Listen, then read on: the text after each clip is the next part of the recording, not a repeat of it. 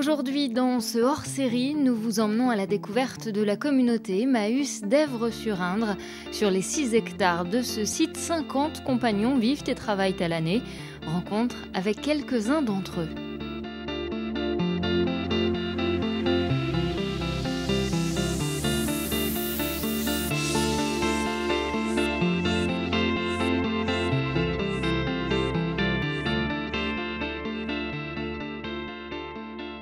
Ici, c'est un atelier de menuiserie, de restauration exactement, menuiserie en même temps, où on répare les meubles.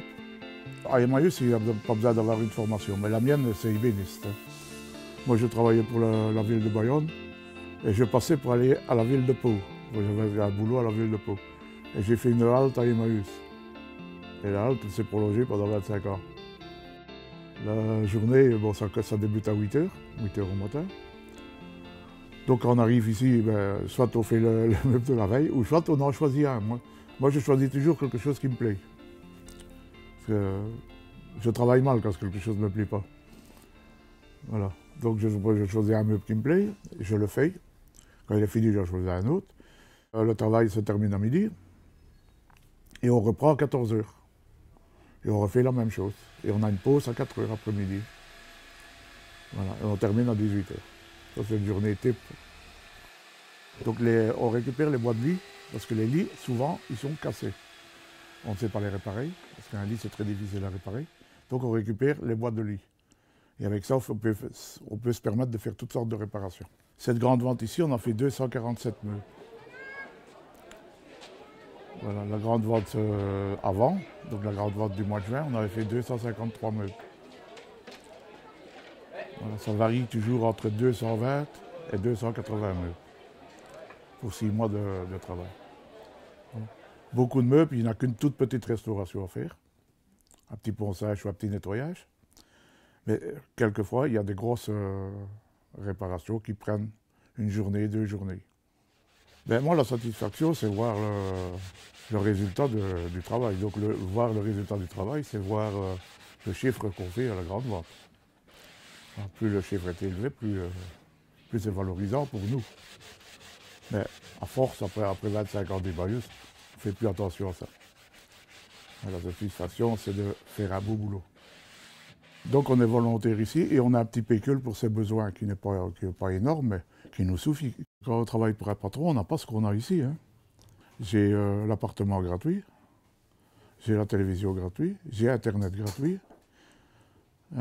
J'ai les vêtements gratuits, j'ai la nourriture gratuite, j'ai un billet de train tous les ans gratuit, jusqu'à la frontière.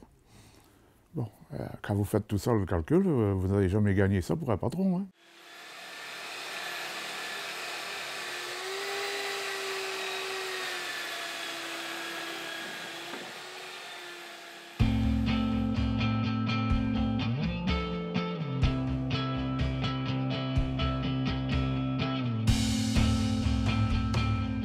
Ma mission, c'est cuisinier et faire à manger pour les compagnons, matin, midi et soir.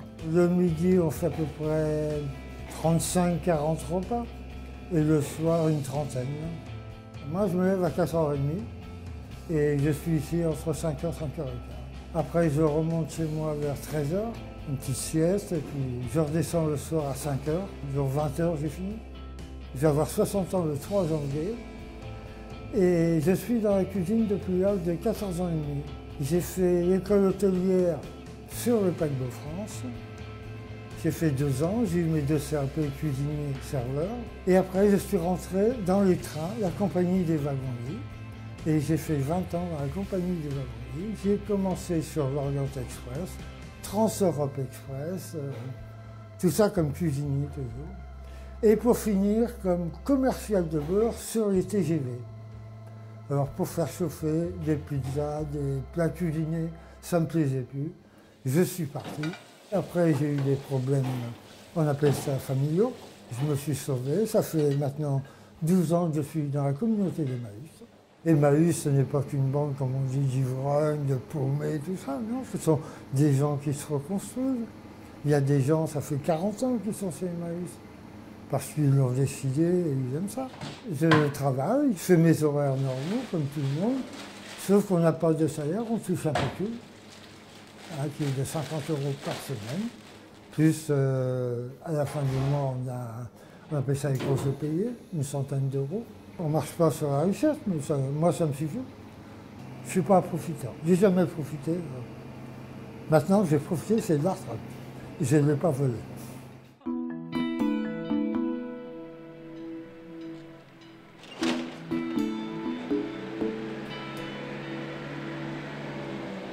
Ici, ils ne viennent dans ces lieux que mes collègues ou bien les camions qui viennent déposer les objets, ou bien la société de tri, de recyclage qui vient récupérer les différents conteneurs que nous remplissons ici.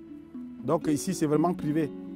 Dans l'imaginaire des gens, ils se disent, on donne à Emmaüs, c'est sûr ils vont vendre, ils vont revendre, mais ils ne savent pas ce que nous faisons avec les invendus. Et en plus, on n'a pas le temps, lorsqu'on a la vente, on n'a pas le temps de leur dire, voilà ce que vous avez donné ou bien ce que vous n'allez pas acheter, nous allons le remettre au recyclage, nous allons le trier, on va faire un tri sélectif.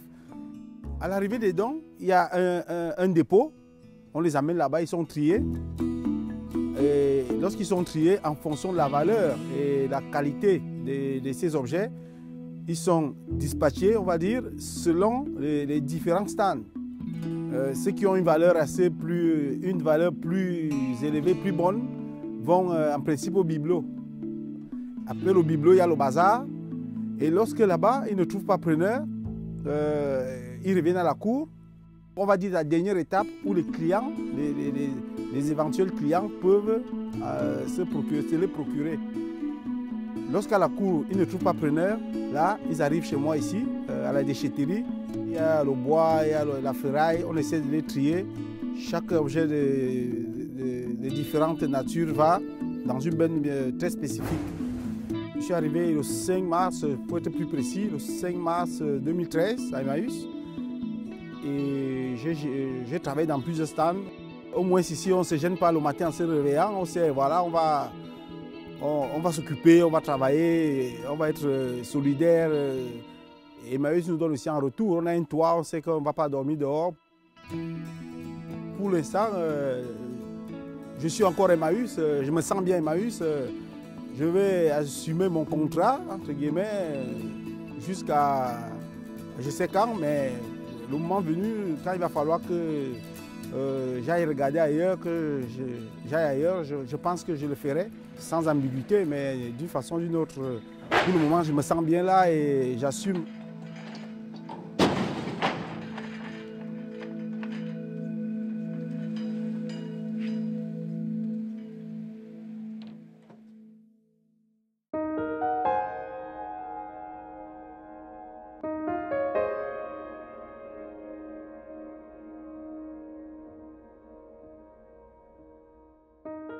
Ça va faire 18 ans que je suis ici. Je suis le plus ancien ici. En âge, je suis le deuxième. Il y en a juste un au-dessus de moi, qui est plus âgé, quoi. Il a 80, lui, moi j'ai 77. J'ai fait une vingtaine de communautés à peu près. Parce que quand j'ai commencé à Marseille, on m'a dit tu feras Marseille et la banlieue. 2 ans après, je me retrouvais à Metz. Metz, Strasbourg, Montbéliard. Après, je m'en fait faire toute la Bretagne. Quand je suis rentré, j'étais rentré pour me dépanner. On m'a plu et j'ai trop tardé à ressortir, mais je ne peux plus ressortir, quoi, disons. Quand j'avais 35 ans environ, on me fait passer le permis poids lourd. Et donc, j'ai essayé de quitter. Je me suis présenté dans des boîtes comme chauffeur et on m'a dit vous êtes trop vieux. Alors déjà que je n'étais pas trop chaud pour sortir. Je voulais juste sortir pour voir comment c'était la vie dehors, quoi, ne serait-ce que 3-4 mois. Et puis du coup, je ne suis plus sorti. Je ne fais plus rien depuis un petit moment déjà, mais je vois les autres, je fais un petit tour au chantier, je sors, je vais manger au restaurant à côté. Quand j'ai pas envie d'aller au réfectoire, vous voyez, il y a ce qu'il faut. Le frigo, il est garni, micro-ondes. ma foi, tranquille.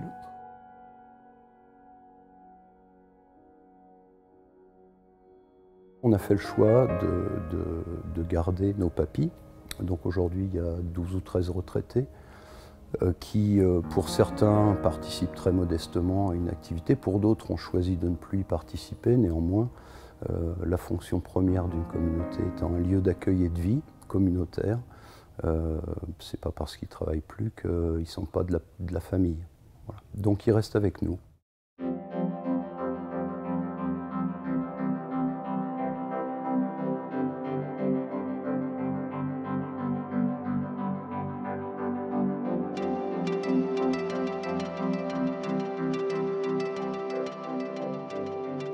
La fonction principale d'une communauté, c'est d'accueillir des personnes qui sont en errance, qui sont sans domicile, sans ressources.